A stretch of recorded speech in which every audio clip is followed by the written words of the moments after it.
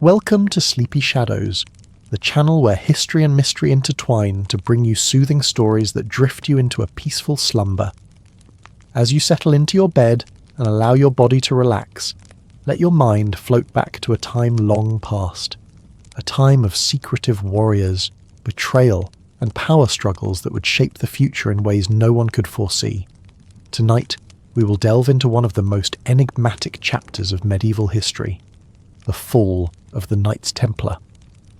Their story is filled with mystery, shadowy secrets, and accusations of heresy, black magic, and even Satanism. But there is more to the Templars than what is often told. There is a tale of ambition, loyalty, and an unyielding bond to their sacred cause. As you listen, let the soft rhythm of these words carry you through the centuries to the year 1307, an age of great religious fervour, political intrigue, and the clash of armies and empires. Let this story gently guide you through the rise and fall of the Templars, helping you drift deeper into the world of history, all while finding peace and relaxation. So, take a deep breath, feel the weight of the day ease away, and let the whispers of the past soothe your thoughts. And now, let us begin. The story of the Knights Templar begins in the distant land of Jerusalem, some 900 years ago, shortly after the First Crusade. The year was 1119, and the Crusaders had captured the Holy City from Muslim rule. For the Christian soldiers who had fought to liberate it, Jerusalem was not just a city. It was the heart of their faith, a symbol of victory over the infidels, and a place of pilgrimage that called to believers from every corner of Christendom. Among these pilgrims were a group of knights, led by a nobleman named Jacques de Molay. His companions were 8 others, warriors, idealists, and men of faith, each bound by a common purpose, to protect those who made the dangerous journey to the holy sites in Jerusalem. These men were humble in their beginnings, not yet aware of the extraordinary path that lay ahead. They called themselves the Paupers Commilitons Christi Templic Salomonisi, the poor fellow soldiers of Christ in the Temple of Solomon. At first, their mission was simple. The city of Jerusalem, though now under Christian rule, was still fraught with danger, both from external threats and the complex tensions among different religious and political factions. Pilgrims travelling from faraway lands to visit the sacred sites of Christianity faced the ever-present risk of robbery and violence. The Templars took it upon themselves to offer protection to these vulnerable travellers, ensuring their safe passage to the holy places and back. But the Templars were not just ordinary knights. They were monks, warrior monks. Their religious devotion was just as important as their martial prowess.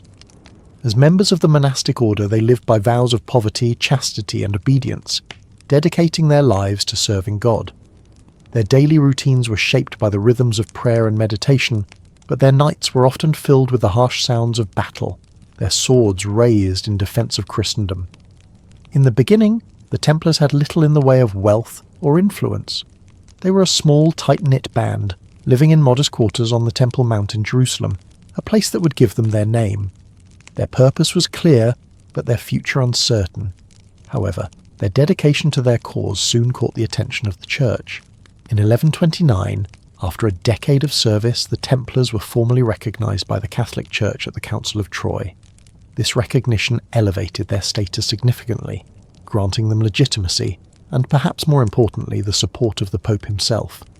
Pope Honorius II issued a papal bull that confirmed the Templars as an official religious order. With this official endorsement came a wealth of privileges. They were granted the right to build their own churches, own property, and even answer only to the Pope, bypassing the authority of kings and local bishops. They were given the ability to receive donations and funds from across Christendom, which would prove to be vital in their future growth. It was also at this time that the Templars were given a unique and powerful status. They were immune from paying taxes, free from the jurisdiction of local rulers, and allowed to travel unimpeded across Europe and the Holy Land. They had become in effect a law unto themselves. By 1139, the Templars were no longer just a small band of protectors for pilgrims. They had grown into an institution of considerable power, with a network of commanderies stretching across Europe. The Church's backing gave them the foundation they needed to expand rapidly, and their military prowess would soon be put to the test on the battlefield. In the years that followed, the Templars would become integral to the ongoing Crusades. The religious wars fought to reclaim the Holy Land from Muslim rule. They would fight alongside other Christian forces in battles such as the Siege of Ascalon and the Battle of Hattin, and their fame would spread far beyond Jerusalem. But even as they grew in strength and influence, their story was beginning to take a darker turn. Power, wealth, and influence often breed jealousy and suspicion, and the Templars would soon find themselves caught in a web of intrigue, betrayal, and accusations that would change the course of history. And so, in the early years of their existence, the Knights Templar were far from the legendary figures we remember today. They were humble men, devoted to their faith, who set out to protect pilgrims on a dangerous journey to a city steeped in religious significance. Yet their origins were only the beginning of a tale that would weave through centuries, touching upon war, finance, power, and ultimately their dramatic fall from grace. As the sun rose over Jerusalem in the 12th century, a new and powerful force was beginning to take shape. The Knights Templar, now recognised by the Catholic Church and granted unprecedented privileges, quickly became more than mere protectors of pilgrims. They transformed into one of the most formidable military orders in Christendom, bound by their devotion to God and their unwavering loyalty to the ideals of the Crusades. The Crusades were a series of religious wars, launched by Christian forces from Europe to reclaim the Holy Land from Muslim rule. Their roots lay in Pope Urban II's call to arms in 1095, which aimed to secure Jerusalem for Christianity and protect Christian pilgrims travelling there. The Templars, having formed in the wake of this call, quickly became integral to these holy wars. Their monastic vows and their martial training made them uniquely suited for the brutality of medieval warfare, and as the Crusades unfolded they gained both reputation and respect. With their newfound wealth and power, the Templars quickly grew into a militarized order with an ambitious agenda. They began by building fortresses and strongholds in the Holy Land, fortifying key locations along the Mediterranean coast and within Jerusalem itself.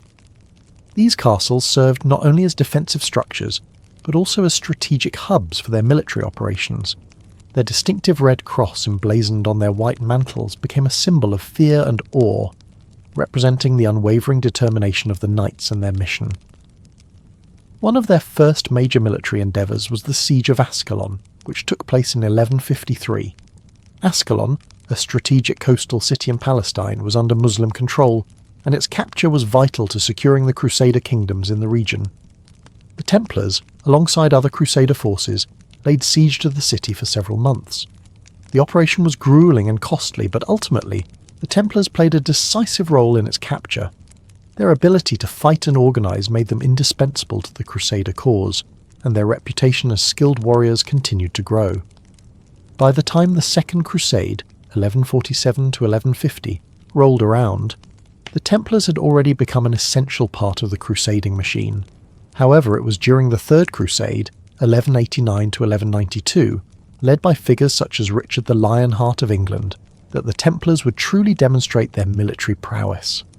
During the Battle of Hattin in 1187, the Crusader forces suffered a devastating defeat at the hands of the Muslim general Salah ad-Din Saladin. The loss of Hattin was a blow to the Christian presence in the Holy Land, and soon after, Saladin captured Jerusalem itself. This loss shook the Christian world, but it also galvanized the Templars into action. They were at the forefront of the response to the Islamic forces, organizing and leading efforts to reclaim Jerusalem. The Templars were instrumental in the retaking of the city of Acre in 1191, a key victory that restored a foothold for the Crusaders in the Holy Land. Acre became one of the most important Crusader strongholds, and the Templars made their presence felt, constructing fortifications, training new recruits, and providing leadership in the ongoing struggle.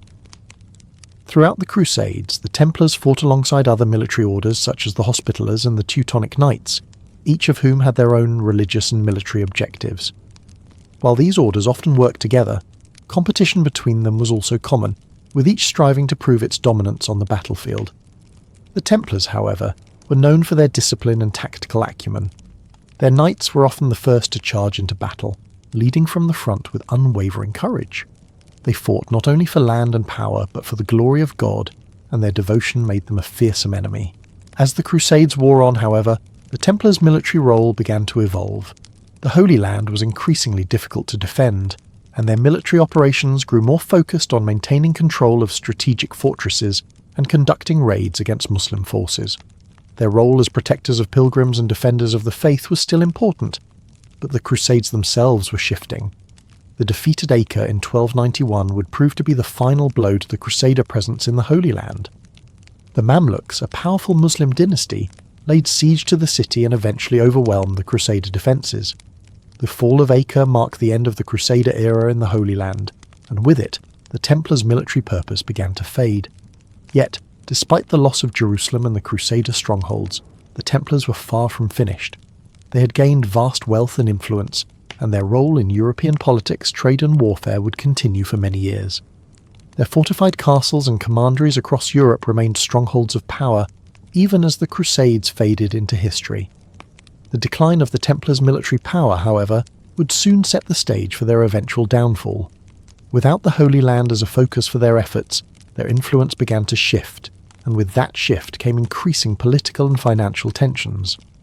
As their power grew, so too did the resentment from kings and nobles who saw the Templars as a threat to their own authority. Their immense wealth, their independence from secular rulers, and their mysterious ways made them targets for those looking to increase their own power. And yet, despite the challenges that lay ahead, the Templars' story was far from over. The years following the fall of Acre would see their transformation from a military order into something far more controversial. Their wealth, their secrecy, and their increasingly powerful position in European society would eventually attract the attention of one of the most powerful kings of the age, King Philip IV of France. But for now, the Templars remained a potent symbol of Christian resolve and military prowess. They had fought through some of the most brutal and defining battles of the Crusades, and their story was just beginning to take on new dimensions. They were warriors, yes, but they were also something much more, an institution that, over time, would come to symbolize both the ideals of the Crusades and the darker, more complex forces of power, greed, and politics that were slowly beginning to chip away at their once impressive legacy. While the Knights Templar were renowned for their prowess in battle, their most enduring legacy might very well be their transformation from simple warrior monks into one of the most powerful and sophisticated financial institutions of the medieval world. Their early days of humble beginnings, protecting pilgrims, were only the foundation of a much grander destiny. With the rise of the Crusades and the growing influence of the Catholic Church, the Templars' wealth and organisational structure evolved in ways that many had never imagined. In the years following their recognition by the Church in 1129, the Templars quickly established themselves not just as military leaders, but as savvy administrators and financiers. Their military operations required vast resources: horses, weapons, armour and provisions for the troops. But as their influence spread across Europe, it became clear that they had the ability to manage and organise wealth on an unprecedented scale. The Pope's grant of vast privileges, such as exemption from paying taxes and immunity from local jurisdiction, gave the Templars the perfect foundation to begin accumulating wealth and assets. The first indication of their financial capabilities came with their ability to receive donations from all corners of Christendom. As a monastic order, the Templars were given land, gold and property, and they used these gifts not just to support their military efforts, but to build a complex and far-reaching financial network. By the mid-12th century, the Templars had established commanderies across Europe, each one acting as a local base of operations for the order's financial and military activities. These commanderies became both agricultural hubs and secure vaults for treasures, a system that would later prove to be the foundation of their banking operations. Templar commanderies were more than just religious centres. They were small fortresses, fortified with thick walls and strategically located near major trade routes. Here, wealth flowed in from the lands they controlled, from the rents and tithes paid by the people who lived on their estates. The Templars' ability to accumulate vast amounts of land and wealth was unrivaled, and it was this wealth that enabled them to wield so much influence in both religious and secular matters. By the late 12th century, the Templars had begun to engage in one of the most innovative financial practices of the medieval world, the establishment of an early form of banking. Kings, nobles, and even merchants began to entrust the Templars with their wealth, for they had established themselves as trustworthy and secure. They offered services that were revolutionary for the time: safe deposits, loans, and letters of credit. For those who wished to travel, especially those embarking on the dangerous journeys of the Crusades, the Templars would provide a system of letters of credit. These letters allowed people to deposit money in one Templar commandery and then withdraw it from another, ensuring that their wealth was protected and that they didn't have to carry large sums of money on their travels. This was, in essence, the beginning of international banking. The Templars' banking services grew increasingly sophisticated over the years. They provided loans to monarchs, who were often deeply in debt after financing costly wars. Kings like Henry II of England and Philip II of France turned to the Templars for financial assistance, and their reliance on the Order's resources only increased as time went on. However, this relationship between the Templars and the kings was not without tension. Monarchs who borrowed heavily from the Templars often resented their power, especially as the Templars' wealth continued to grow. One of the most famous examples of the Templars' financial influence came in the early 14th century, when King Philip IV of France found himself deeply in debt after financing a series of wars with England and Flanders. He had borrowed vast sums of money from the Templars, and as his financial troubles worsened, he began to see the Order as a threat. Their wealth and independence from his rule made the Templars a political liability, and soon Philip's interest in the Order would take a darker turn. But before we delve into the conflicts between Philip IV and the Templars, it's important to understand the depth of their financial reach. The Templars were not just a bank for kings and nobles, they also became involved in various aspects of medieval trade and commerce. The Order's vast network of commanderies meant that they controlled significant portions of land and trade routes across Europe and the Holy Land. The Templars were masters of logistics, handling everything from agriculture to the transportation of goods. They also had a hand in the collection of tithes and taxes, which further expanded their control over the economy. This wealth and power, however, came at a cost. As the Templars' financial influence grew, so did resentment from both secular rulers and rival religious orders. Some saw the Templars as arrogant, controlling, and too independent, operating outside the bounds of the typical feudal system. Their increasing wealth and their autonomy made them enemies as much as allies, and their financial empire would soon come to an end when it became entangled with the political ambitions of one very powerful king. Despite their formidable financial success, the Templars' rise also set the stage for their ultimate fall. Their influence, once a blessing, would become the very reason for their downfall. As their wealth and political power reached their zenith, they began to draw the ire of those who coveted what they had. Kings, jealous of the Templars' financial independence, and church leaders, uneasy about their influence, soon found common cause in wanting to bring down the Order. The Templars' wealth and resources, which had once been a shield, would soon become a weapon used against them. The stage was set for a dramatic confrontation, one that would see the Order's downfall not through the blade of a sword, but through the grasp of power, politics, and greed. As the 13th century drew to a close, the once mighty Templars found themselves standing at the precipice of ruin. Their wealth, amassed over the course of nearly 2 centuries, would not be enough to save them from the storm that was about to descend upon them. The knights who had once been celebrated as the elite warriors of Christendom would soon be branded as heretics, their power stripped away, their wealth seized, and their future cast into shadow. At the height of their power, the Knights Templar were not confined to the Holy Land or the castles they built along the Mediterranean. Their influence stretched far beyond the borders of the Crusader states to nearly every corner of Christendom. From the windswept plains of Spain to the fertile farmlands of France, from the rugged coastlines of England to the deserts of the Holy Land, the Templars had carved out an extensive network that spanned continents and defied the reach of kings and bishops alike. The very nature of their order, monastic yet military, allowed them to operate in a manner unlike any other religious institution. As monks, they took vows of poverty, chastity, and obedience. Yet as soldiers, they wielded the sword, fought in wars, and built fortresses. This dual purpose made them unique among the religious orders of the time, and their influence grew as they expanded across Europe and into the Holy Land. By the end of the 12th century, the Templars had established commanderies, or local centres, throughout France, England, Spain, Portugal, Italy, and even as far as Ireland and Scotland. Each of these commanderies was a self-contained unit, much like a small fort. It was here that the Templars not only administered their land and wealth, but also coordinated their military activities. The Templars, it seemed, were everywhere, along the trade routes of Europe, in the courts of monarchs, and in the deserts of the Holy Land, fighting to defend the Christian presence there. Their strategic placement along vital trade routes, particularly in France and Spain, ensured that they were always in the heart of the political and economic action. In the Holy Land, the Templars established fortifications at key locations such as Jerusalem, Acre and Antioch. These fortresses served as vital defence posts, not just for the Crusader states but for all of Christendom. From these strongholds, the Templars launched military campaigns and provided protection for Christian pilgrims who made the arduous journey to the sacred sites of the faith.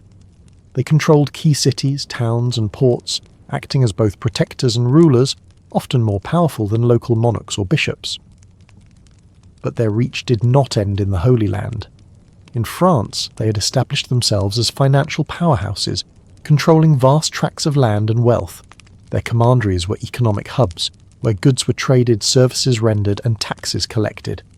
The Templars were not just warriors, but also shrewd businessmen. Their ability to manage vast estates, grow crops, and raise cattle made them self-sufficient, and their wealth only continued to expand as they offered banking services to kings, nobles, and merchants. In England, the Templars had become one of the wealthiest and most influential orders in the land. Their commanderies in places like London, Canterbury, and Oxford were vital centres of trade and commerce. They also maintained a strong presence in Ireland and Scotland, where they were often the mediators between the native Gaelic lords and the Norman conquerors.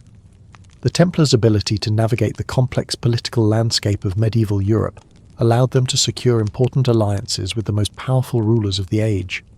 Perhaps most remarkably, the Templars established themselves in Portugal and Spain, where they played a key role in the Reconquista, the centuries-long struggle by Christian forces to reclaim the Iberian Peninsula from Muslim rule.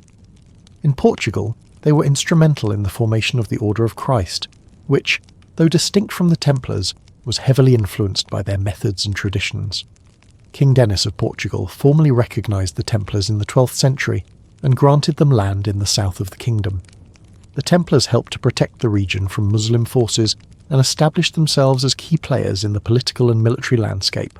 In Spain, the Templars were not just involved in the Reconquista, they were central to it. The Order's military presence in the Iberian Peninsula helped secure important victories, particularly in Castile and Aragon, where they played a pivotal role in pushing back the Muslim forces. Their stronghold in the Spanish kingdom was crucial to the eventual Christian victory, and they were revered as defenders of the faith. In fact, many of the great Spanish military victories, including the capture of Toledo in 1085, were achieved with the help of the Templars and their formidable forces. Beyond the military and economic realm, the Templars were also a key influence in the political sphere. Their commanderies in various European kingdoms allowed them to act as advisors to monarchs and as intermediaries between the church and secular rulers. The Templars' unusual status, being answerable only to the Pope, gave them a level of autonomy that no other order could claim. This independence allowed them to operate in ways that were both highly effective and at times highly controversial. But this influence was not without its drawbacks. The Templars' immense power and wealth made them both admired and envied. While kings and nobles relied on them for their military and financial expertise, they also saw the Templars as a threat to their own power. It was only a matter of time before the growing animosity and jealousy of secular rulers would turn into open hostility. And so, while the Templars continued to expand their influence, the seeds of their eventual downfall were already being sown. Their wealth, their autonomy, and their control over vast territories and trade routes made them indispensable to Christendom. But it also made them enemies of those who sought to control the fate of Europe and the Holy Land. The year 1291 marked the beginning of the end for the Templars' military and territorial ambitions. The loss of Acre, the last Crusader stronghold in the Holy Land, to the Mamluks shattered the Templars' hopes of preserving a Christian presence in the region. The fall of Acre was a devastating blow, signalling the collapse of the Crusader states and leaving the Templars with no clear purpose. Their vast network of commanderies across Europe would remain, but their military mission was over. This loss also created a deep sense of uncertainty within the Order.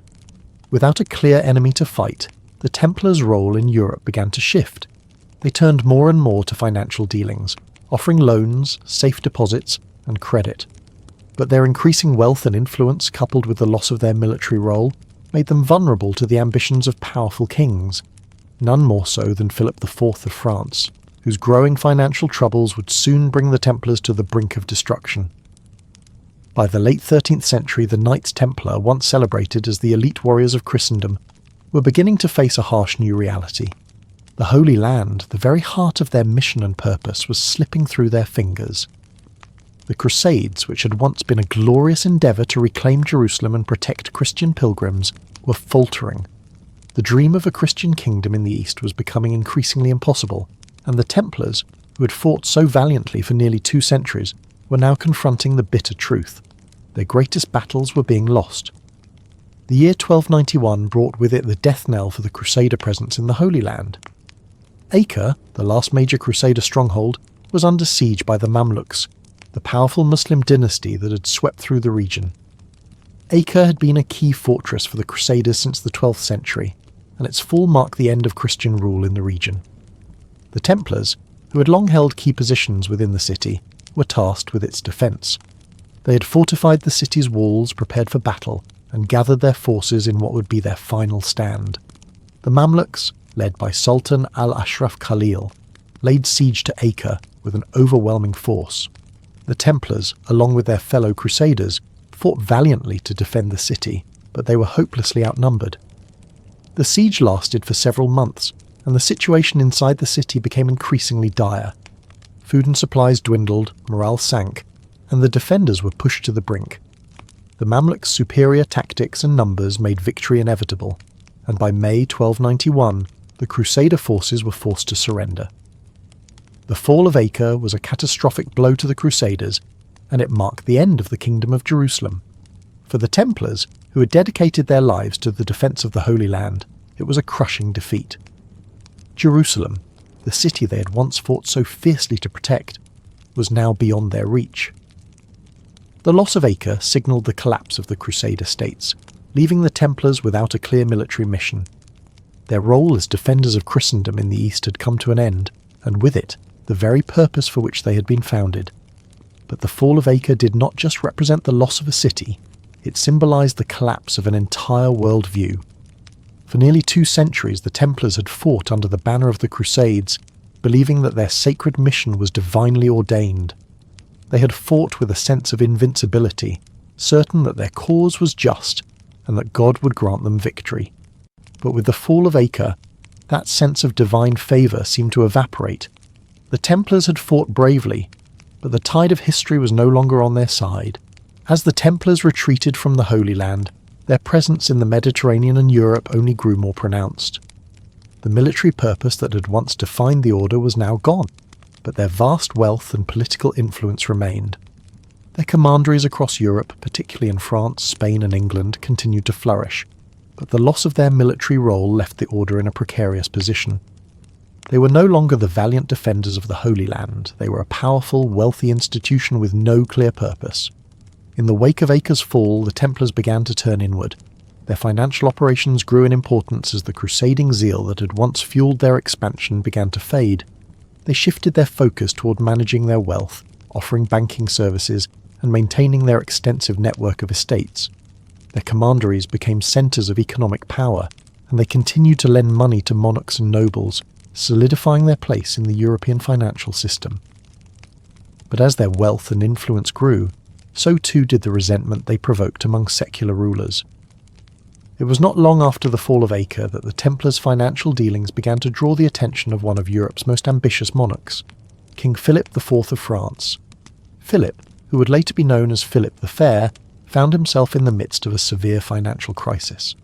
His reign had been marked by a series of costly wars, most notably his long-standing conflict with England over the English territories in France. These wars drained the royal coffers and left the French monarchy in deep debt. Philip, desperate to fund his campaigns, turned to the Templars. The order had become one of the wealthiest institutions in Europe, with vast land holdings, a sophisticated banking network, and influence stretching across the continent. The Templars had long provided loans and financial services to kings, nobles, and merchants. But as Philip's debt to the order grew, so too did his resentment. He saw the Templars as a threat to his power, a powerful and autonomous institution that could undermine his control over France. Philip's financial difficulties were compounded by his inability to raise funds through traditional means. When he attempted to tax the clergy, his efforts were met with resistance from Pope Boniface VIII, who refused to allow the church to be taxed. This confrontation between Philip and the Pope escalated quickly, leading to a bitter conflict. In 1303, Philip had Boniface VIII arrested, though the Pope would later die in mysterious circumstances. This incident deepened the rift between the French crown and the papacy, setting the stage for the eventual downfall of the Templars. As Philip's debt to the Templars grew more unmanageable, he began to see the order as both a financial and political liability. Their wealth, their power, and their independence from royal control made them increasingly undesirable allies. Philip, determined to eliminate this threat to his authority, began to plot against the Templars, but instead of directly attacking the order through war or diplomacy, he would use their own wealth and power against them. In 1307, Philip took the fateful decision that would change the course of history. He ordered the arrest of every Templar in France, accusing them of heresy, blasphemy, and a host of other charges. This bold move was not only a financial and political strategy, but also a calculated effort to destroy the Templars and seize their wealth for the French crown. The king's motives were clear. By eliminating the Templars, he would gain control over their vast resources and remove a significant threat to his power. The arrest of the Templars, which took place on Friday, October the 13th, 1307, was the beginning of the end for the order. This date, which would later be associated with bad luck and superstition, marked the start of a series of brutal trials and executions that would tear the Templars apart. As the knights were rounded up, tortured, and forced to confess to charges of heresy, the once proud order found itself under attack from all sides. The Templars' wealth, which had once been a source of strength, now became the very thing that would lead to their destruction. On the morning of October 13th, 1307, a date that would later become synonymous with superstition and misfortune, the Knights of the Templar Order awoke to a grim and unexpected fate. King Philip IV of France had made his move, issuing secret orders to arrest every Templar in the kingdom. This was no ordinary day. It would become one of the most pivotal moments in history, one that would set into motion the downfall of one of the most powerful and mysterious organisations of the medieval world. The Templars, long considered the military backbone of the Crusades and the guardians of sacred Christian sites, had long enjoyed the protection of the Church, the nobility, and their own remarkable political immunity. Their autonomy and wealth had made them indispensable, but it had also stirred growing resentment among monarchs and rivals. Philip IV, who had found himself deeply indebted to the Templars, saw their immense wealth as both a liability and an opportunity. By eliminating the order, he could lay claim to their vast riches and gain leverage over the papacy, which had long been a thorn in his side. The arrests were carried out in complete secrecy, in the dead of night, when most of the Templars were unprepared for the brutal force of the French authorities. Soldiers swarmed the Templar estates, capturing knights in their beds, hauling them from their cells and taking them into custody. Their wealth and influence had made them vulnerable, and Philip knew this would be the perfect time to strike. To the Templars, this sudden betrayal was unimaginable. For years they had served the Christian world with unwavering dedication, defending pilgrims, participating in battles across the Holy Land, and accumulating untold wealth in service to the Church. Many of them had sworn sacred oaths of loyalty, and now they found themselves accused of the most heinous of crimes: heresy, blasphemy, and even devil worship. Philip's initial charge against them was that the Templars had been engaged in a secret and malicious conspiracy, committing unspeakable acts in the name of their own twisted rituals. While these charges were both shocking and seemingly absurd, their accusations would be presented as truth through the subsequent torture of many Templars. Yet, in the chaos of the early morning raids, it was clear that the knights were not even given the chance to defend themselves. They were simply dragged from their beds, bound and arrested, shocked, bewildered, and unprepared for the storm that was about to unfold. The French king had strategically planned the arrests to coincide with a broader agenda.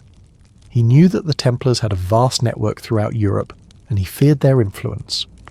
By eliminating them in France, he hoped to send a message to other monarchs and rulers, particularly those who owed money to the Templars, that the order was vulnerable and could be destroyed. His hope was that, in time, he could press the Pope to officially disband the order. The timing of the arrest was also symbolic. It happened on a Friday, a day that would later be steeped in superstition. For centuries, Friday the 13th has been associated with bad luck and misfortune, partly due to the shocking events that unfolded on that fateful day. But the significance of the date was lost on few at the time. For the people of France, the arrest marked the end of the Templars as an organisation and the beginning of a new era in which their once immense power would be broken forever. But the Templars were not easily crushed. Despite the overwhelming force and treachery of the French king, many of the arrested knights did not go down quietly. Some resisted, others tried to flee, but all were eventually caught. As news spread across Europe, Templars in other countries began to fear that they too would be subjected to similar arrests. In England, Spain and Italy, rumours began to spread that King Philip's actions were part of a larger plan to bring the Templars to their knees. In the wake of the initial arrests, the Templars found themselves not just imprisoned, but charged with some of the most terrible crimes imaginable. The charges that Philip IV levelled against them were not merely political, they were deeply theological, casting the very existence of the order into question. It would be the charges of heresy, blasphemy, and satanic practices that would ultimately seal their fate. The accusations were astonishing. The Templars were said to have engaged in ritualistic activities that included the worship of a mysterious idol known as Baphomet, spitting on the cross, committing sodomy, and even performing secret initiations involving dark rituals. The Baphomet in particular was presented as the central symbol of their supposed heretical practices. It was described as an idol, a pagan deity, which the Templars supposedly worshipped in secret, in violation of Christian law. To many, the very notion that knights sworn to God would commit such acts seemed impossible. But the power of accusation, combined with the fear of the unknown, was enough to fuel a widespread belief in the charges. The roots of these accusations were murky. It is widely believed that many of the confessions obtained from the Templars were forced through intense torture. The French authorities employed a range of brutal methods to extract confessions. The rack, which stretched the body to the point of excruciating pain, the burning of the soles of the feet, sleep deprivation, and even the crushing of limbs. Many knights, in the face of such torture, broke down and confessed to anything their tormentors demanded, often including false admissions of heresy and devil worship.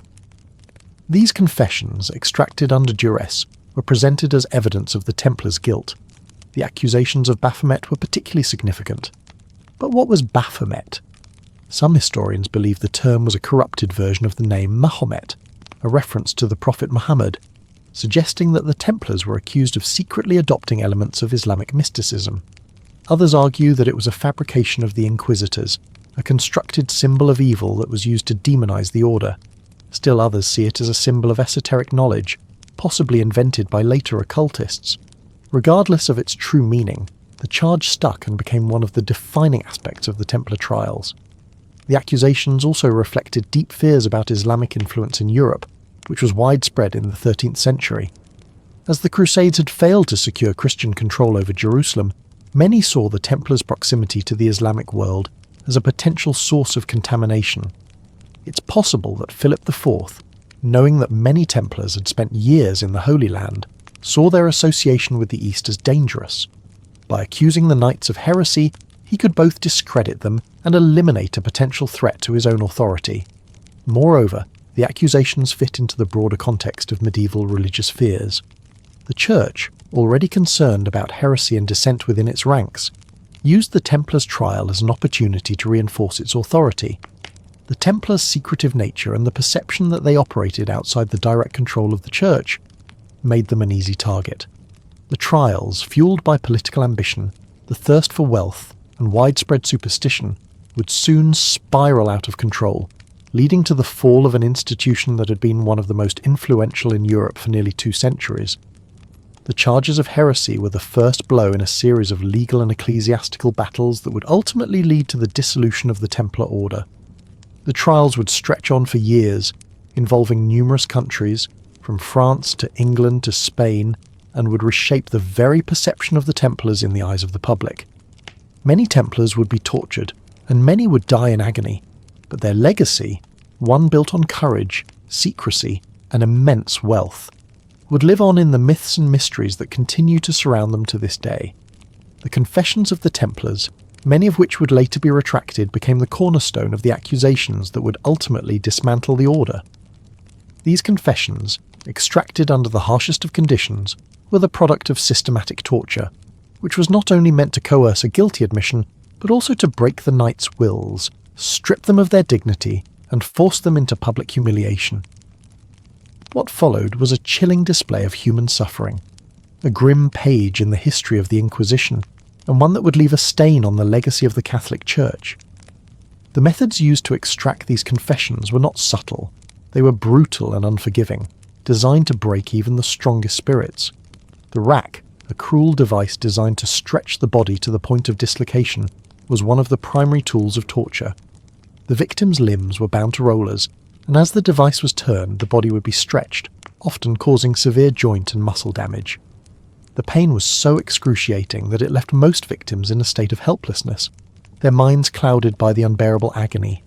For many Templars, the rack would mark the beginning of their downfall, as they would confess to anything in order to end their suffering. Alongside the rack, the French inquisitors used other devices of torment, such as the burning of the soles of the feet.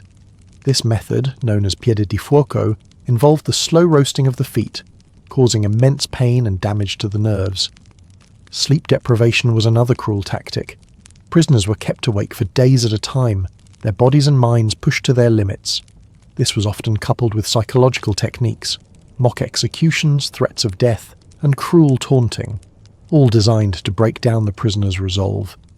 Perhaps the most horrifying method of torture was the practice of crushing, where the limbs of the Templars were slowly broken, leaving the knights in excruciating pain.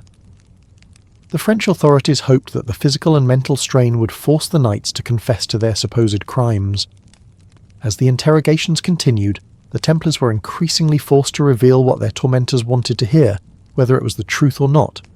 Some knights, upon enduring such agony, would give in to the pressure and confess to the charges, heretical rituals, worship of false idols, and even satanic practices. Yet, despite the unimaginable torture, not all Templars would break. Many remained steadfast in their denials, even under the most extreme pain. Some of the knights, when confronted with the charges of worshipping an idol, vehemently rejected the accusations, claiming that no such ritual had ever taken place within their order. But despite their protests, their voices were drowned out by the torrent of confessions extracted under duress.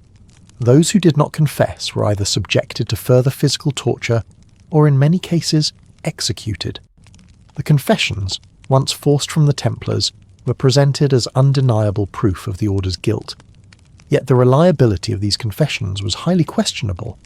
Many of the confessions contradicted one another, with each knight offering variations of the supposed rituals or accusations. For example, some knights spoke of a mysterious idol named Baphomet, while others gave wildly different descriptions of what it supposedly looked like or what it represented. As more and more knights were interrogated, it became increasingly clear that the confessions were not grounded in any actual practice, but were, instead, a product of the torture they endured. In some cases, Templars who had confessed would later recant when the torture was removed, further casting doubt on the veracity of the accusations. Some knights, in their final moments, would even claim that they had been forced to admit to falsehoods under extreme duress. But by then, the damage had been done. The confessions had already been used to discredit the Templars, and their fate had already been sealed in the public eye. The Inquisition's actions were not universally condemned, but as the trials continued, it became increasingly apparent that they were fueled by political and financial motivations as much as religious ones. King Philip IV had seen an opportunity to weaken the power of the Templars, who were both a threat to his political authority and a reminder of his growing debt to them. The trials were, at their core, a political maneuver, and many of the accusations were not grounded in any substantive evidence. But the use of torture, the forced confessions, and the subsequent executions were powerful enough to ruin the order's reputation forever. In the aftermath of the trials, the tortured confessions and the public spectacle of the trials would forever tarnish the legacy of the Templars. Despite their noble history and military accomplishments, the order had now been branded as heretical, and its knights as unholy criminals. The truth, however, was far more complicated than the confession suggested. Many of the Templars who had been accused of heresy would later be exonerated, but by then their order had already been destroyed. The the trials of the Templars would go down in history as a cautionary tale about the dangers of unchecked power, religious zealotry, and the cruelty of torture.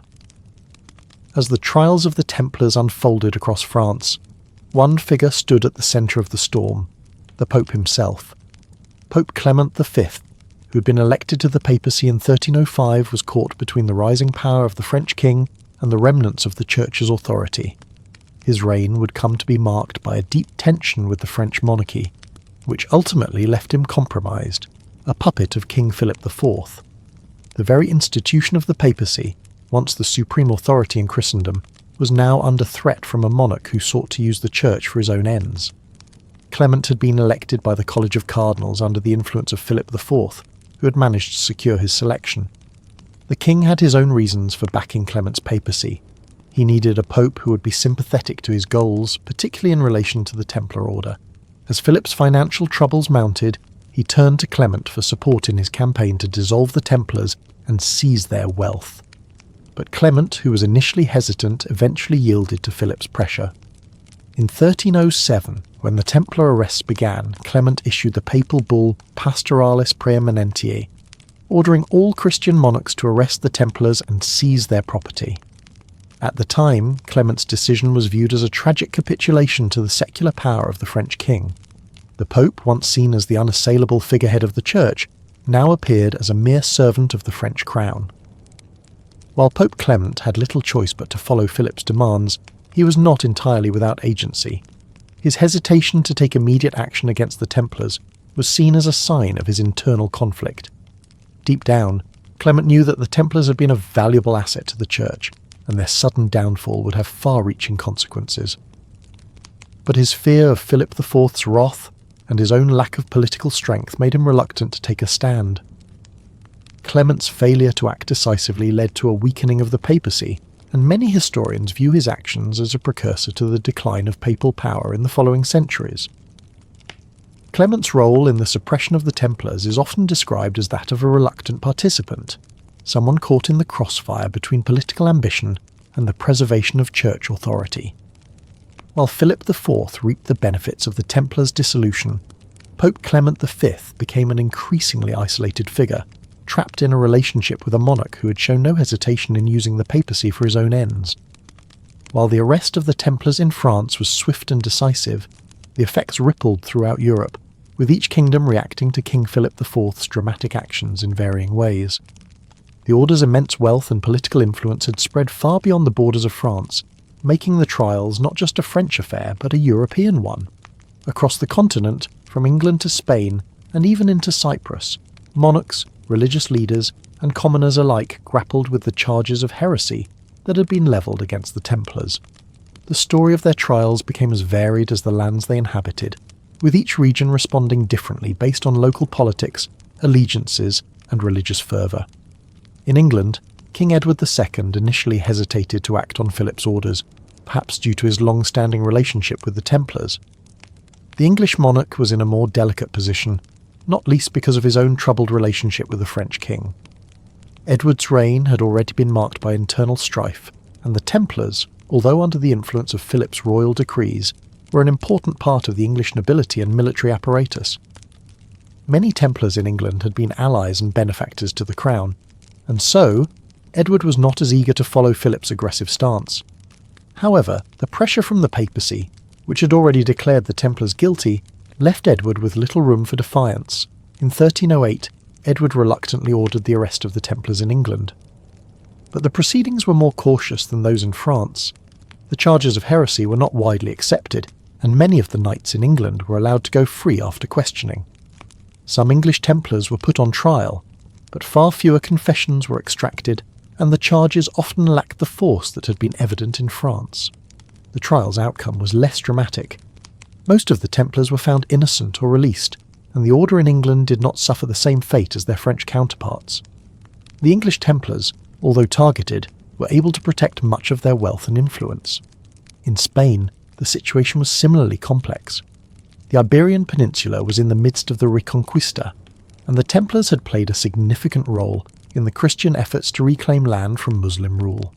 In kingdoms like Aragon and Castile, where the Templars had served as military leaders, there was significant resistance to the idea that the order had committed heresy. Many Spanish monarchs and nobles were reluctant to sever ties with the Templars, fearing the loss of valuable military and financial resources. As a result, some Templars in Spain were spared and allowed to retain their lands, though others were still arrested and put to trial. The Inquisition, with its roots deeply embedded in Spain, became more involved as the trials progressed. In some areas, the Spanish Church moved swiftly to condemn the Templars and investigate their activities. But in contrast to the violent tortures that had taken place in France, the Spanish trials were more methodical and often less focused on torture. The Church seemed more intent on controlling the narrative and managing the consequences of Philip's decree, rather than following it blindly. In the end, some Templars were found guilty, but many were acquitted or had their charges reduced. In Germany, the response to the trials was mixed. The Holy Roman Empire, led by Emperor Henry VII, was embroiled in its own internal struggles.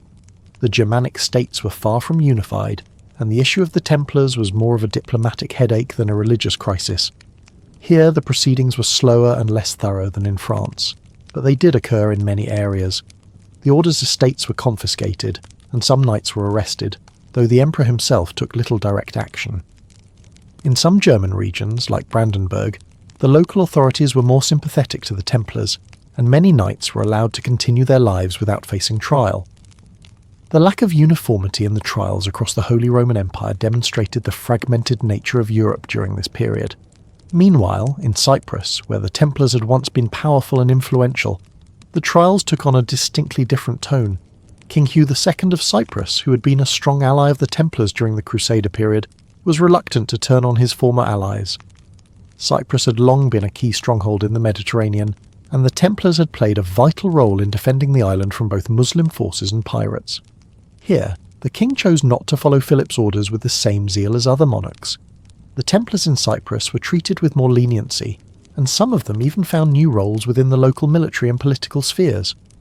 The varying outcomes of the trials across Europe showed that the events of 1307 were as much a reflection of political manoeuvring as they were of religious fervour. While the French king had been determined to see the Templars destroyed, other monarchs, whether due to political alliances, military considerations or personal hesitations, took a more cautious approach. The different responses to the trials across Europe illustrate just how much influence King Philip IV had wielded in securing the fate of the Templars, and how the broader political landscape of the time shaped the course of their destruction. By 1311, the trials had largely concluded, and the Order of the Templars had been dissolved in many regions. However, the legacy of the Templars' fall was far from over. The myths and rumours surrounding their secret practices, their wealth, and their supposed involvement in occult rituals would continue to swirl for centuries. And though their physical presence had been eradicated, the Templars' shadow remained long after their final trial. Their fate had been sealed by political forces that stretched far beyond the realm of theology, but their story would live on as one of the most enduring mysteries of the medieval world. At the heart of the accusations against the Templars was one of the most enigmatic and enduring symbols of their supposed heresy, the Baphomet. To this day, the name Baphomet evokes images of dark rituals, hidden knowledge, and satanic worship, but the true origins of the idol remain shrouded in mystery. In the trials, the Templars were accused of worshipping a figure known as Baphomet, a deity that supposedly symbolized evil and which they allegedly revered in secret ceremonies. But was Baphomet an actual idol worshipped by the Templars, or was it merely a fabrication of the Inquisitors to further vilify them? The term Baphomet itself is believed to be a corruption of the name Mahomet, a reference to Muhammad, the prophet of Islam. Some historians speculate that the name arose as an accusation of Islamic influence within the Templar order, given their long-standing presence in the Holy Land. According to this theory, the Templars, who had encountered Muslims during the Crusades, were accused of adopting certain elements of Islamic mysticism and heretical practices, particularly in the form of idol worship. However, there is another possibility.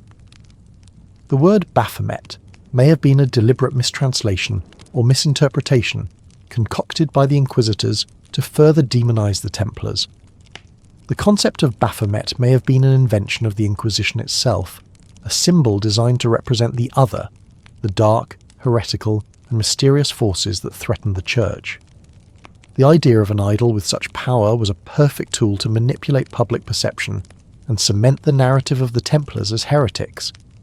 Interestingly, the image of Baphomet underwent a significant transformation in the 19th century, when the French occultist Eliphas Lévy depicted it as a winged, horned figure with the body of a man and the head of a goat. This modern interpretation of Baphomet has come to be associated with Satanism and occultism.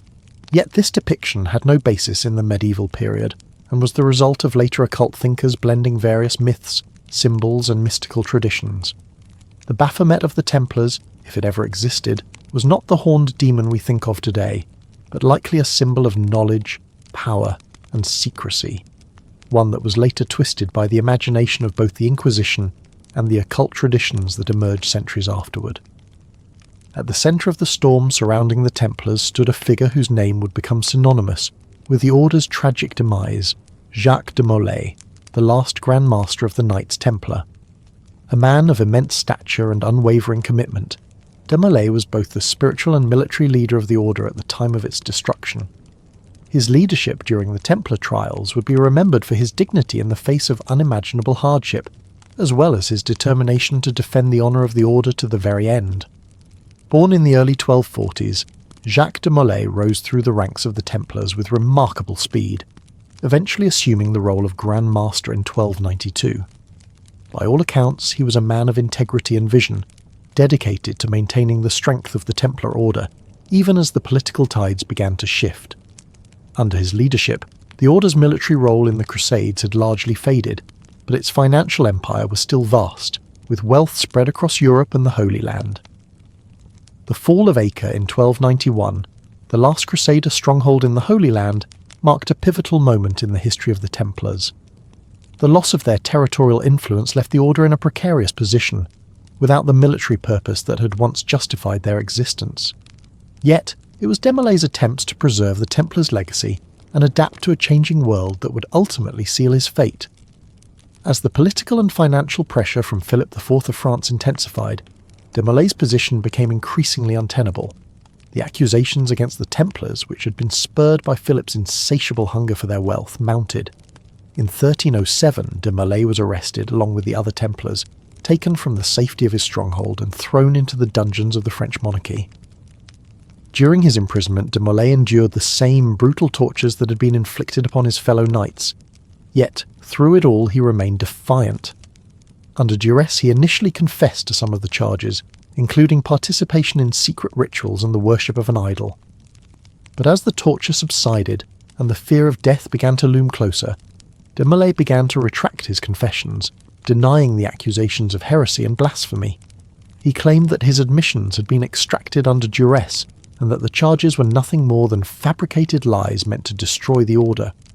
In his final moments, de Molay's courage became a symbol of resistance. Even in the face of death, he would not allow the Templars to be reduced to mere pawns in Philip IV's political games. His defiance was not just personal, but representative of the ideals of the Templar Order, a symbol of unwavering commitment to their faith, their oaths, and their honour.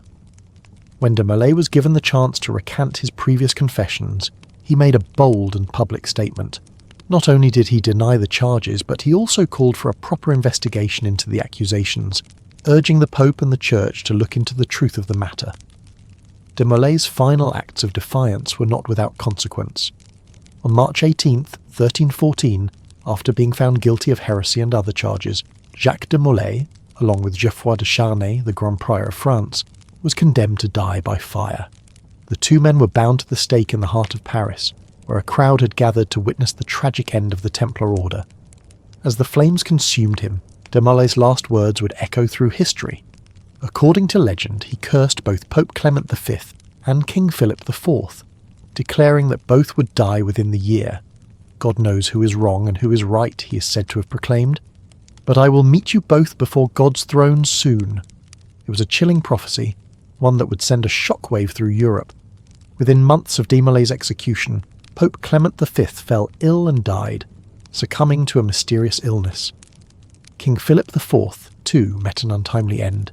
He died in 1314, just weeks after de Molay's execution, under circumstances that many believed were linked to the curse. Philip's death, coupled with the swift demise of the Pope, only added to the mystique and myth surrounding the Templar trials. The story of the curse became a central part of the Templar legend, imbuing the Order's tragic fall with an aura of mystery and fatalism. But Jacques de Molay's legacy was not limited to his curse, or even to the fate of his final days. His leadership during the trials and his steadfastness in the face of overwhelming odds would ensure that the story of the Templars would never fade into obscurity. Even as the Order was officially dissolved by the Church in 1312, de Molay's courage became a symbol of the Order's enduring spirit, a reminder of what the Templars stood for and what they had sacrificed.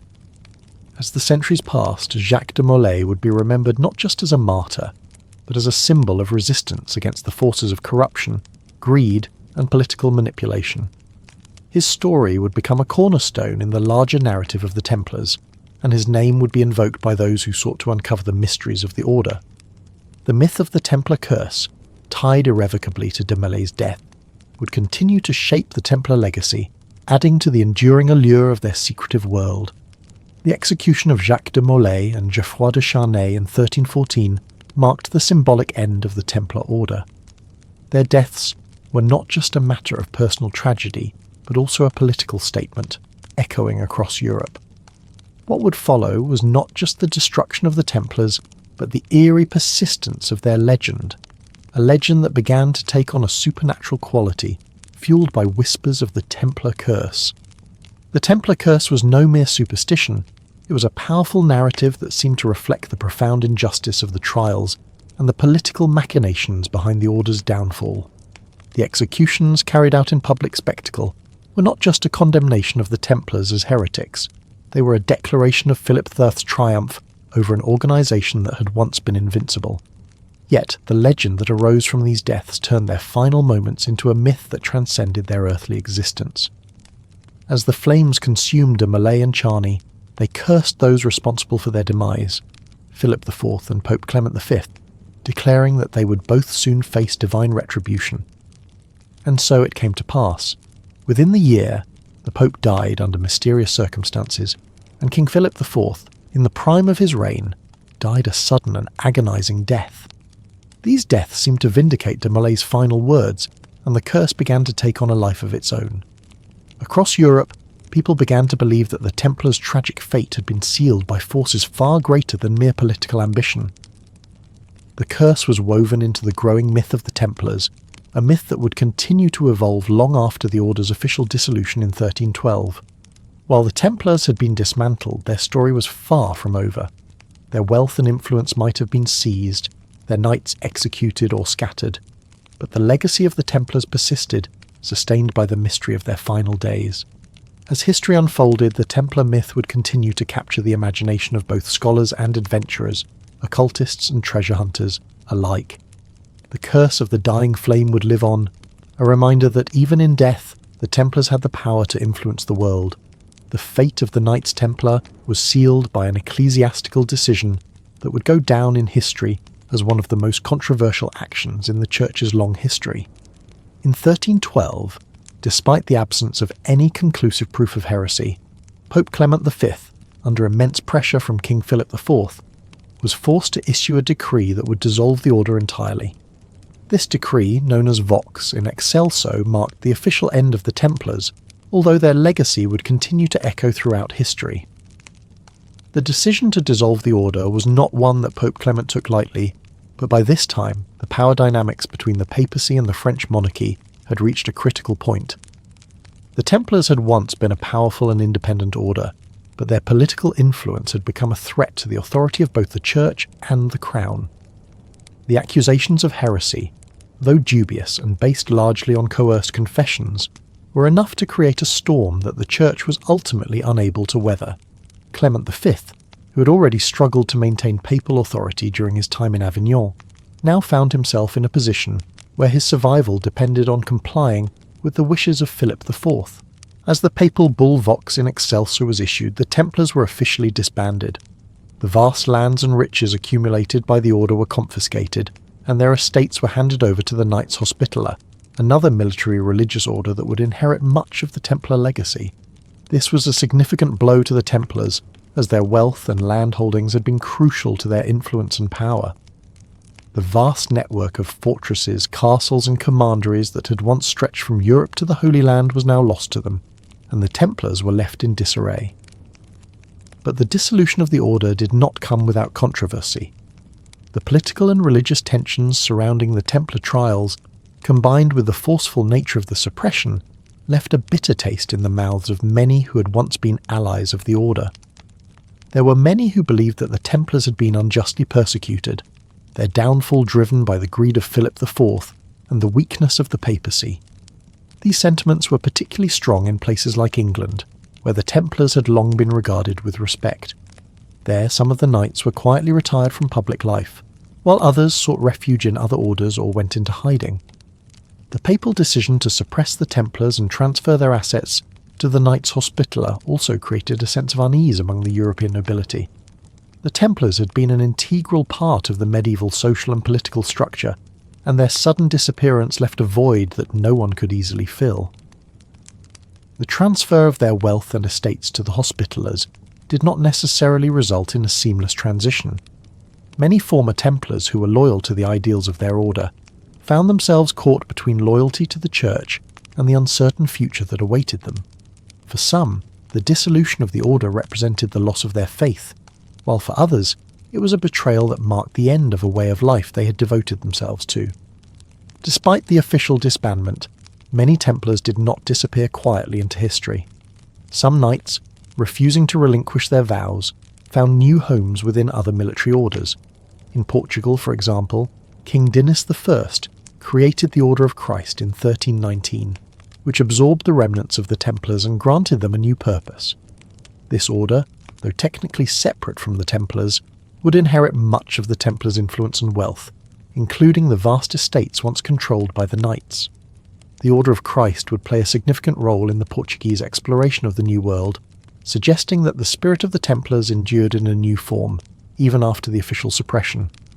In Spain, some regions had already begun the process of assimilating Templar assets into local institutions before Vox in Excelso was issued. The Templars had been deeply involved in the Reconquista, helping to reclaim territory from Muslim rule. Their contributions to the military efforts of the Spanish crown were invaluable, and many of the Templar lands were reallocated to other orders or noble families. Though the Spanish monarchy was not as directly involved in the Templar trials as King Philip IV, they had their own political motivations for consolidating Templar wealth and power. The Knights of Montesa, established in Aragon, would later absorb the remnants of the Templar order in Spain, though its role and influence were more limited than that of the Portuguese successor order. The fate of the Templar wealth is one of the most enduring mysteries of the order's dissolution. While much of the wealth was absorbed by the Knights Hospitaller, there are countless theories about what happened to the rest. Some believe that vast fortunes were hidden away, tucked into secret vaults or hidden across Europe, waiting to be uncovered. This theory has fueled centuries of speculation, with treasure hunters, historians, and conspiracy theorists alike searching for clues to the Templar treasure. The disappearance of a significant portion of the Templar fleet, which allegedly vanished from the port of La Rochelle shortly before the suppression, only adds to the mystique and allure of the Templar legacy. Could it be that some of the Order's most precious treasures were lost to history, hidden by surviving Templars who went into exile, or even buried by those loyal to the Order? These questions remain unanswered, further fueling the legend of the Templars long after their official dissolution. As we reflect on the suppression of the Templars, we must also acknowledge the broader consequences of their fall. The Templars were not merely a group of knights, they represented an ideal, a commitment to faith, discipline, and chivalry. The dissolution of the order marked the end of an era, not just for the knights themselves, but for the medieval world. Their fall illustrated the delicate balance of power between religious and secular authorities, and the dangers that arose when political and financial interests took precedence over truth and justice. The suppression of the Templars by Pope Clement V, forced by the power of King Philip IV, remains one of the most controversial actions in the history of the Catholic Church. Though the Templars were officially dissolved, their influence did not fade into obscurity. Their legend endured, fueled by the myths, mysteries, and unanswered questions that have persisted to the present day. Even as their order was erased from the official records, the spirit of the Templars lived on in the imaginations of those who saw in them not heretics, but martyrs for a cause that was far greater than the politics of their time. In the wake of the suppression of the Knights Templar, one of the most enduring mysteries that continues to captivate the imagination of both historians and treasure hunters alike is the fate of the Order's vast wealth. The Templars had accumulated enormous resources over nearly 2 centuries, from military conquests to financial operations, and their coffers were believed to be overflowing with gold, jewels, and priceless relics. With the papal decree of 1312, much of this wealth was confiscated, but its final destination remains a subject of intense speculation and intrigue. When Pope Clement V issued the Vox in Excelso in 1312, officially disbanding the order and transferring its assets, the Knights Hospitaller, another military and religious order, were the primary beneficiaries. This transfer was seen as a convenient way for the Church to dispose of the Templars' estates without allowing them to be absorbed by secular monarchs. In fact, the Hospitallers were granted much of the Templars' property, particularly in areas like France, Italy and Cyprus. While this was seen as a formal legal transition, it did little to quell the suspicions that many of the Templars' wealth had been hidden away, perhaps in vaults, secret locations, or by loyalists who escaped the persecution. One of the most enduring stories is that of the Templar fleet that vanished from the port of La Rochelle in 1307. The fleet had been preparing to set sail for the Holy Land, but following the sudden arrests of the knights and the papal decree, it is believed that the fleet was dispersed, and its contents, precious treasure, including gold and artifacts, were hidden or smuggled away. This story has become part of the Templar mythos, with many theorists speculating that the treasure could still lie buried in forgotten locations, waiting to be rediscovered. Some scholars suggest that the Templars, aware of the impending dissolution of their order, had begun moving their wealth in secret long before the official arrest orders were issued. The timing of the fleet's disappearance, combined with the sudden, mysterious nature of its departure, leads many to believe that the knights had been preparing for the worst. Hidden caches of gold, religious relics, and manuscripts of great value may have been concealed across Europe and the Mediterranean. Whether these treasures were hidden by surviving Templars or by the Order's enemies remains a matter of debate, but the legend of the lost Templar treasure endures, fueling decades of speculation and treasure hunts. The wealth that was transferred to the Knights Hospitaller did not immediately resolve the issue of the Templars' legacy. Though the Hospitallers assumed control of many of the Templars' estates, their own financial situation soon became precarious. The Knights Hospitaller, though still powerful, faced increasing pressure from both the Church and various European monarchs to maintain their own vast network of resources. This tension between the two orders was rooted not only in a rivalry over land and wealth, but also in their contrasting priorities. While the Templars had once focused primarily on military activities, the Hospitallers found themselves increasingly preoccupied with the administration of their vast territories and their own financial dealings. Another possibility that has fueled the mystery of the Templar wealth is the notion that some of it was kept hidden in secret vaults, known only to a select few. These vaults, some suggest, were carefully constructed to protect the Order's treasures from the prying eyes of the secular world. In the centuries following the suppression, various sites across Europe and the Holy Land have been rumoured to contain hidden Templar treasures, caches of gold, sacred relics, and priceless manuscripts. Locations in France, Spain, and even Scotland have been cited as possible hiding places for these fabled treasures, but no definitive proof has ever been uncovered.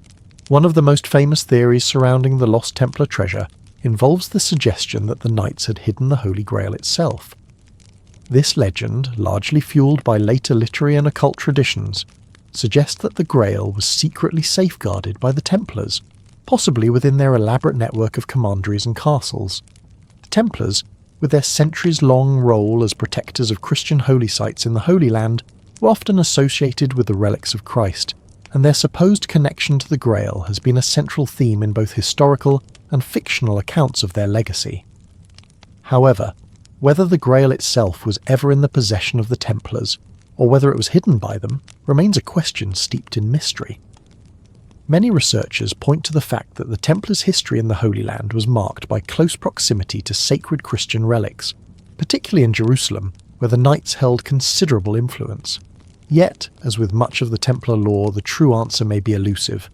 The Grail, much like the treasure itself, has been absorbed into the rich tapestry of myth that surrounds the order, whether a real relic or simply a symbol of divine protection and power. Despite these ongoing mysteries, some historical records do offer a glimpse into the fate of certain Templar holdings. In places like England, Scotland and Portugal, Templar wealth and properties were often absorbed by local aristocracy or merged with other orders. In Portugal, for example, King Dinis I created the Order of Christ in 1319, essentially ensuring the continued existence of Templar lands and wealth under a new guise. This order, which would later play a key role in the Portuguese Age of Exploration, is believed by some to have inherited not just the Templars' material wealth, but also their knowledge, traditions and influence. While the grand narrative of the Templars' treasure remains shrouded in mystery, there is no doubt that their wealth, whether lost, hidden, or passed on to other institutions, played a significant role in shaping the future of Europe. The Templars' legacy was not solely a matter of riches. It was also the networks they built, the knowledge they possessed, and the influence they had exerted across multiple kingdoms. When the Templars were suppressed, their wealth was not the only thing that disappeared. The Order's intellectual and strategic influence, along with their ability to navigate both the political and financial complexities of the medieval world, left an indelible mark on the history of Europe. But even as the Templars were erased from the official records, their treasure, real or imagined, remains one of the most enduring symbols of their lost power. Whether hidden in secret vaults or scattered across the landscape, the search for the Templar wealth continues to capture the fascination of those who seek to unravel the mysteries of the past. And perhaps, as with so much of Templar history, the treasure is less important than the myth it has created. For the Templars, their wealth was never just a measure of gold or jewels, but of something far more enduring, a legacy of secrecy, power and mystery that transcended both time and space. While the suppression of the Templars in most of Europe was swift and absolute, there was a notable exception in the Iberian Peninsula, particularly in Portugal and Spain. Here, the legacy of the Templars would not be entirely erased. Instead, remnants of the order found new life under the auspices of the Iberian monarchs, who recognised the potential value of the Templar resources and were determined to preserve them for their own political and military ends.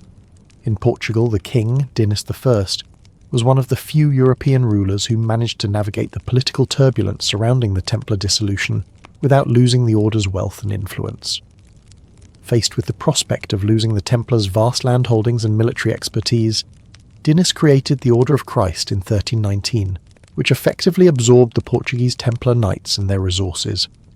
This new order was granted royal protection and allowed to continue its military and religious work under the guise of a new institution. What was remarkable about the Order of Christ was not just its survival, but its transformation. The order became an essential part of Portuguese statecraft, serving not only as a religious institution, but also as a political tool for the expansion of the Portuguese kingdom. The Knights of the Order of Christ, many of whom were former Templars, played pivotal roles in the Portuguese Age of Exploration, particularly during the early 15th century.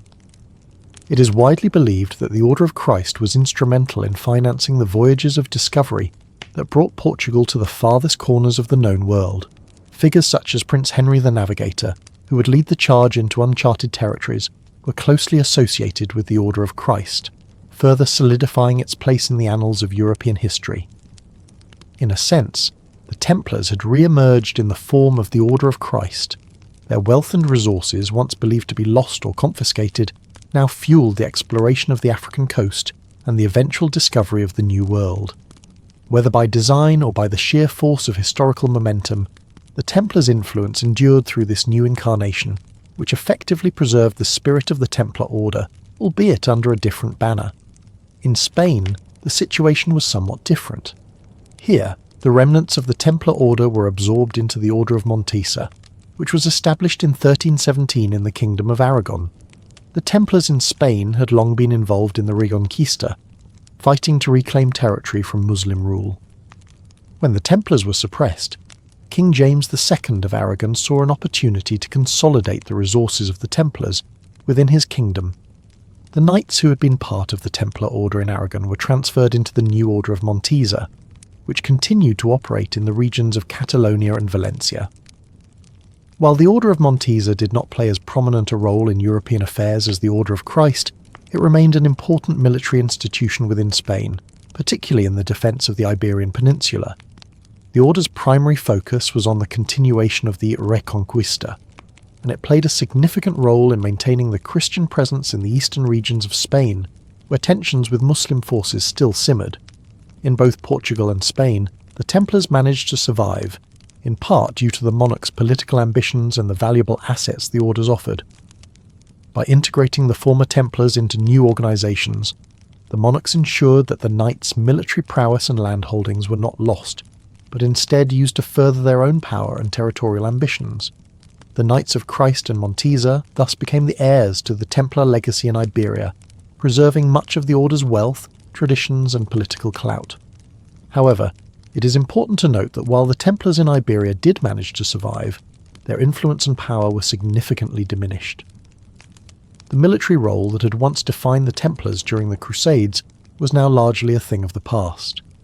The religious and military orders in Spain and Portugal became more focused on defending their realms against Muslim forces, and later on expanding their territories through exploration. The Templar ideals of chivalry and knightly devotion were often sidelined in favour of more pragmatic military and political goals. Still, the survival of the Templars in Iberia serves as a reminder of the lasting impact the order had on European history, even as the Templars were being erased from the political landscape of much of Europe. Their influence continued to be felt in the new forms they took in the Iberian Peninsula. The fusion of the Templar order with the emerging Portuguese and Spanish imperial ambitions ensured that the Templars' legacy would not be entirely forgotten. Instead, it would find new expression in the form of the Age of Exploration, a period in which the spirit of the Templars, even if indirectly, would help shape the course of world history. While the fall of the Templars was an event of profound significance in medieval Europe, it was but one chapter in the broader story of the 14th century, a century marked by political upheaval, religious strife, and shifting power dynamics across the globe. The collapse of the Templars and their legacy must be understood within the context of a larger world that was undergoing monumental transformations. In the east, the Mongol Empire had reached its peak under the leadership of Kublai Khan, but by the 14th century it was beginning to fracture. The Mongols had once ruled over vast swathes of Eurasia, but after the death of Kublai Khan in 1294, the empire began to splinter into smaller khanates. The most notable of these was the Golden Horde, which controlled much of Russia and the steppe regions. At the same time, the Ilkhanate in Persia was beginning to disintegrate, leaving a power vacuum that would be exploited by emerging Islamic powers. In China, the Yuan dynasty, established by the Mongols in the late 13th century, faced internal strife and rebellion. The Mongol rulers of China, though initially successful in consolidating power, were increasingly unable to control the growing resentment of the native Chinese population. In the early 14th century, the Red Turban Rebellion began to gather momentum, eventually leading to the downfall of the Yuan dynasty and the establishment of the Ming dynasty in 1368. In the Islamic world, the Mamluks in Egypt had emerged as a powerful force in the wake of the Crusades, successfully defending the region against the Crusader states and the Mongol invasions. The Mamluks' military dominance would continue into the 14th century, though they too faced their own internal struggles, including dynastic disputes and the growing power of rival Ottoman forces to the north. These global developments were important for understanding the broader context in which the Templars fell. The 14th century was a time of great upheaval, not just in Europe but across the world. The collapse of empires, the rise of new powers, and the shifting balance of religious and political forces all played a role in shaping the fate of the Templars. In many ways, the Templars were caught in the crossfire of these larger global changes. Their influence and power were not confined to Europe alone. They were part of a broader medieval network that spanned continents, from the Crusader states in the Holy Land to the trading routes that connected Europe, Asia and Africa. The decline of the Templars in Europe mirrored the shifting balance of power in other parts of the world. Empires and kingdoms were rising and falling, and the global order was being reshaped. As we reflect on the fall of the Templars and their legacy, we must also consider how their story fits into the broader context of the medieval world. The 14th century was a time of profound change, not just for the Templars, but for the world as a whole, and as the Templars' influence waned, the world continued to turn, ushering in new powers, new ideas, and new eras of exploration, conflict and change. The end of the Templar Order in 1312 did not mark the end of their story. If anything, the fall of the Knights Templar only deepened the mysteries surrounding them, giving rise to an entire body of legends, myths and conspiracy theories that have persisted to this day. These myths are often intertwined with ideas about secret societies, occult practices, and the search for hidden knowledge. Among the most enduring of these is the belief that the Templars somehow survived their suppression, taking their secrets with them into the shadows of history, where they were preserved in hidden vaults, distant lands, or secretive organizations. One of the most prominent and enduring myths surrounding the Templars is their supposed connection to the Holy Grail. For centuries, the Grail has been regarded as the most sacred Christian relic, the cup used by Christ during the Last Supper, and believed to hold miraculous powers. The idea that the Templars, with their close ties to the Holy Land, might have discovered or safeguarded the Grail is a compelling narrative that has captured the imaginations of both scholars and enthusiasts alike. This myth was popularised in part by medieval tales and later by modern works of fiction, most notably in the 1980s and 90s with books like The Holy Blood and the Holy Grail, and Dan Brown's The Da Vinci Code. The legend of the Grail has been intertwined with the Templars since the early days of the Order's establishment. As protectors of Christian holy sites in Jerusalem, the Templars were believed by some to have come into possession of sacred relics. It is said that the Templars, having been granted vast authority by the Church, were entrusted with the safekeeping of these relics, including the Holy Grail. The disappearance of the Templars, coupled with their secretive nature, gave rise to speculation that the Grail had been hidden away, perhaps in one of their many castles or commanderies scattered across Europe. In modern times, this myth has been further romanticised by those who argue that the Templars were not merely a group of medieval knights, but were keepers of an ancient mystical knowledge that transcended ordinary history. Some conspiracy theorists maintain that the Templars were privy to secret wisdom, possibly connected to the Grail, that was passed down through the ages, hidden from the eyes of ordinary people. The idea of the Templars as guardians of an esoteric tradition continues to fuel interest in the Order today, leading many to believe that the Grail, or some other ancient mystical artifact, is hidden somewhere in the world, waiting to be uncovered. Another pervasive myth surrounding the Templars is their supposed connection to Freemasonry. The Freemasons, a secretive fraternal organisation that traces its origins back to the late medieval period, have long been associated with the Templars in popular legend. The Freemasons themselves have sometimes fostered this connection, claiming a historical link to the Knights Templar, although there is little direct evidence to support this. Nonetheless, the idea that the Templars survived their suppression by going underground and reappearing as the Freemasons is an enduring narrative in both conspiracy circles and popular culture. The connection between Freemasonry and the Templars is based on several shared symbols and rituals. Freemasons, like the Templars, have a strong emphasis on secrecy, initiation, and a hierarchical structure. Some Masonic lodges even use imagery associated with the Templars, such as the Red Cross, a symbol that was prominently featured on the Templars' banners and shields. The rituals of Freemasonry, which include secret oaths and ceremonies, also bear some resemblance to the rites of initiation that the Templars were rumoured to have practiced. This shared symbolism has contributed to the belief that the Freemasons are, in some way, the spiritual descendants of the Templars, carrying on their legacy in secret. This connection has been further fueled by the fact that many prominent figures throughout history, ranging from politicians and military leaders to artists and philosophers, have been Freemasons. The secrecy and exclusivity of the organisation have made it a frequent subject of intrigue, and the alleged link to the Templars has only added to the mystique.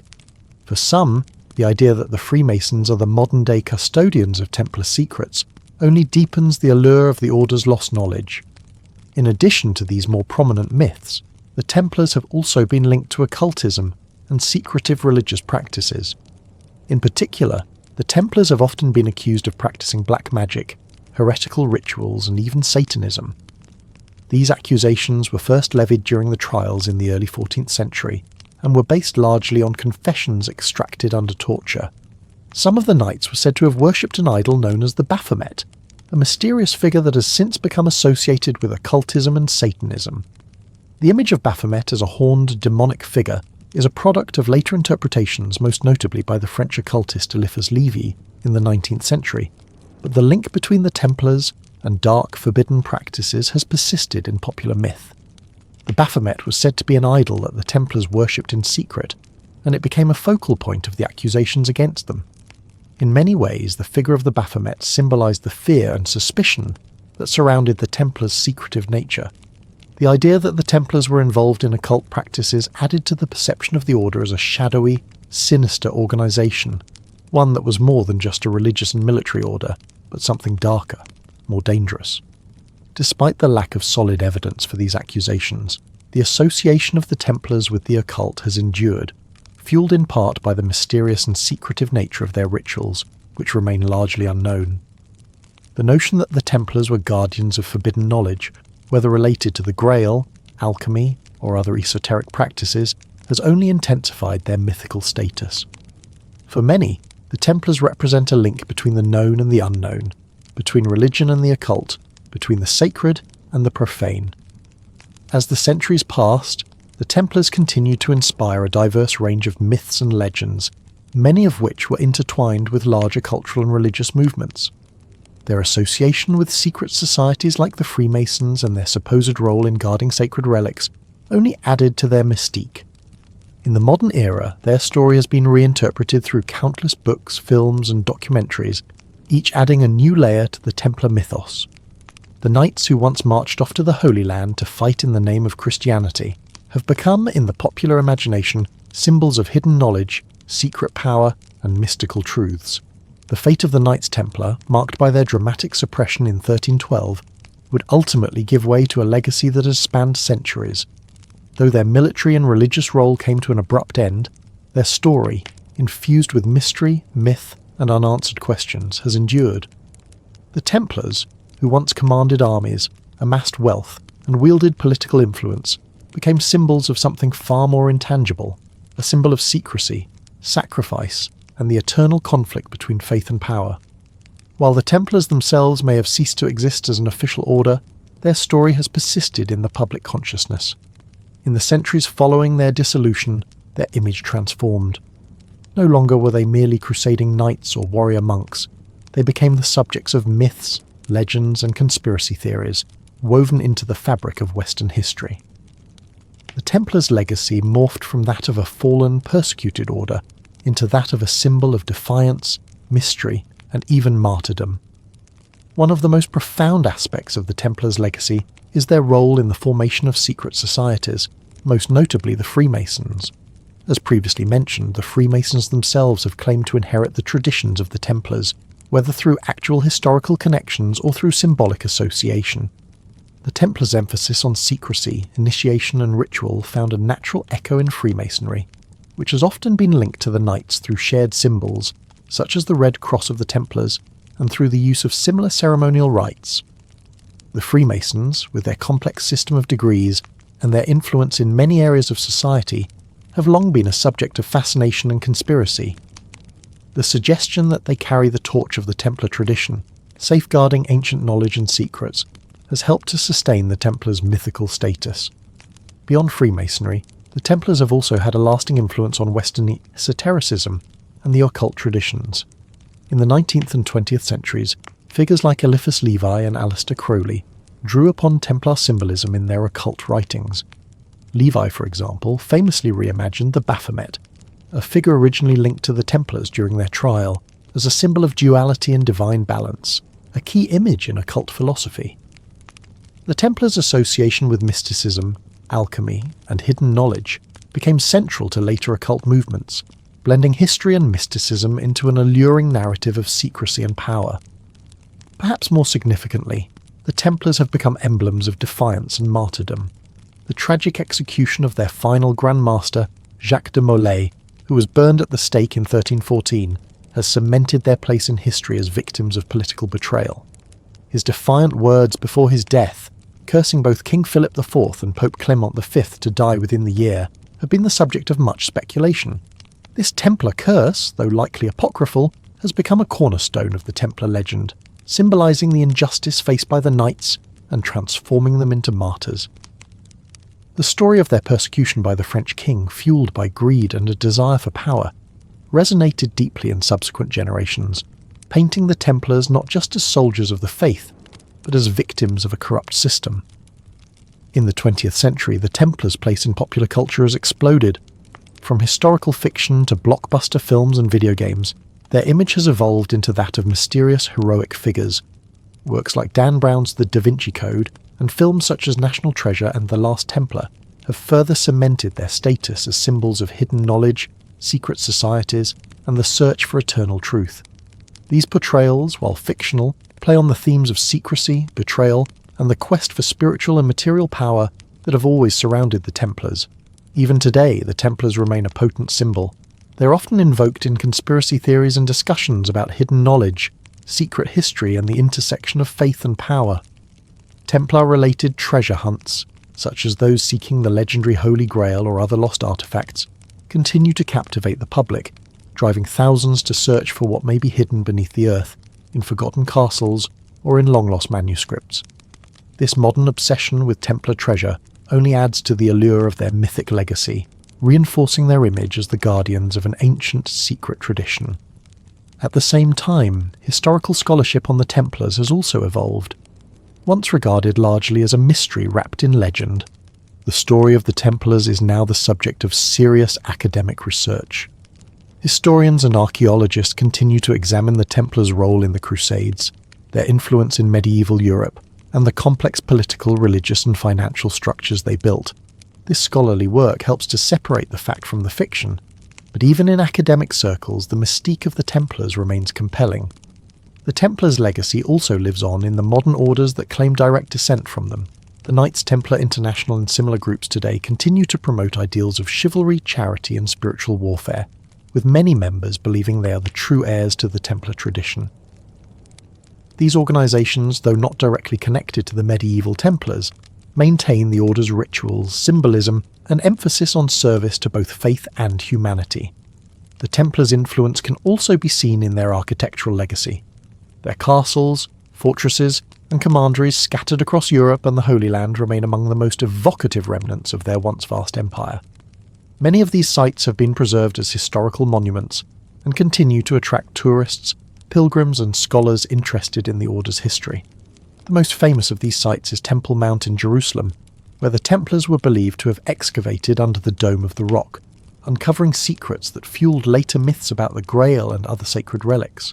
In reflecting on the Templar legacy, it's clear that their story is not just one of military conquest and ecclesiastical privilege.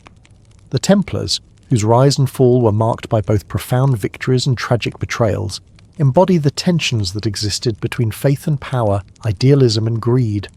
They were both the defenders of Christianity and symbols of an emerging secular world, where wealth, politics and religion often intersected in dangerous and unpredictable ways. Their story is not merely a historical account, but a timeless tale of ambition, sacrifice, and the eternal human quest for meaning. And so the Knights Templar continue to captivate us, not just as a historical order, but as symbols of a world that is long gone, yet still present in the shadows of our collective imagination. Whether as symbols of hidden knowledge, symbols of defiance and martyrdom, or simply as a mystery to be unravelled, the Templars will remain with us, their legend continuing to inspire the curious and the seeker alike, long into the future. As we come to the end of this journey through the rise and fall of the Knights Templar, it's important to remember that their story, rich with mystery and legend, is far from finished. The Templars may have been disbanded in the early 14th century, but their legacy endures in countless ways, from secret societies to treasure hunts to the very history we continue to study. What the Templars leave us with is a reminder of the complexity of human ambition, themes of power, faith, and secrecy that transcend centuries. Whether we view them as crusading knights or mythic figures hiding ancient wisdom, the Knights Templar invite us to question the boundaries between truth and myth, history and legend, and the known and the unknown. As you lay down to rest, perhaps the legacy of the Templars will inspire you to reflect on the mysteries that persist in our world today, mysteries that continue to captivate and intrigue, much like the story of the Templars has for centuries. Now, take a deep breath and allow your mind to drift peacefully. The echoes of the Templars' story, much like the legends they left behind, will linger softly in the shadows of your thoughts, even as you slip into sleep. Good night.